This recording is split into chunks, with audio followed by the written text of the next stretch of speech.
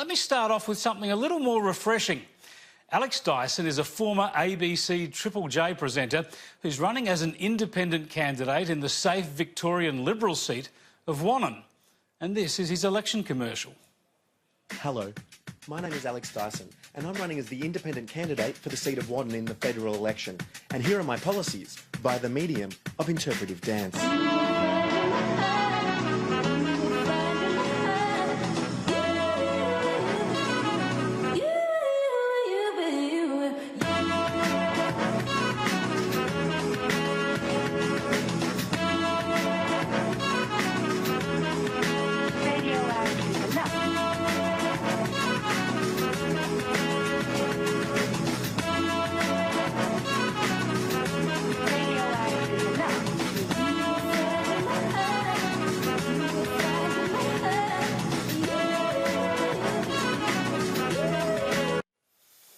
Now, quite apart from that wonderful interpretive dance, I think all of us surely would love to choose a politician we'd like to see take that plunge.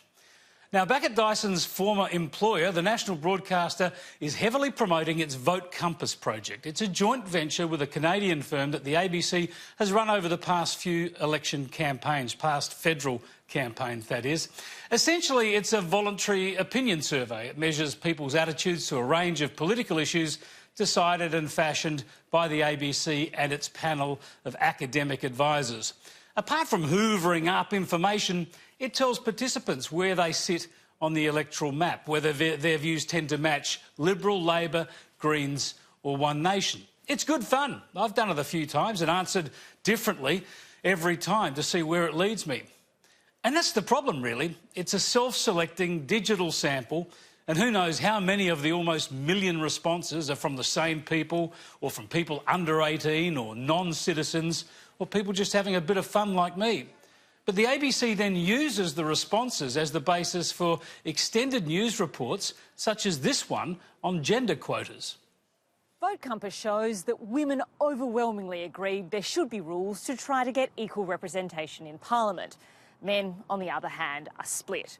Overall, half of voters are in favour of mandating quotas. There's support for quotas, and political parties that don't share that view do so at their own peril. When it comes to increasing wages in female-dominated industries, more than half of voters agreed the government should step in to do so. Looking at the gender divide, 69% of women are in favour. That decreases among men. 41% say the government should mandate it, 30% say no. It's not a gender issue in terms of the pros and cons within the gender debate, if you like. It's an economic reform. That person the ABC called an economist was Stephen Koukoulas, who was an economic advisor to none other than Prime Minister Julia Gillard. That might have been worth a mention. But the real questions here are whether the data is authentic enough to be used for news insights, or is it just an ABC self-promotion, or perhaps it's even opinion shaping. When it comes to being trustworthy, the Prime Minister got a rating of 3.5. Bill Shorten, 4.3. Richard Di Natale's was the same, while Pauline Hanson scored the lowest. Unsurprisingly, Coalition and Labor voters rated the leaders of their preferred parties the highest, but not as high as you might think. Both scored less than 7 out of 10. Nice to know that Bill Shorten and Richard Di Natale are the most trustworthy leaders, isn't it? That might give you a little hint about the sample and about the accuracy of Vote Compass.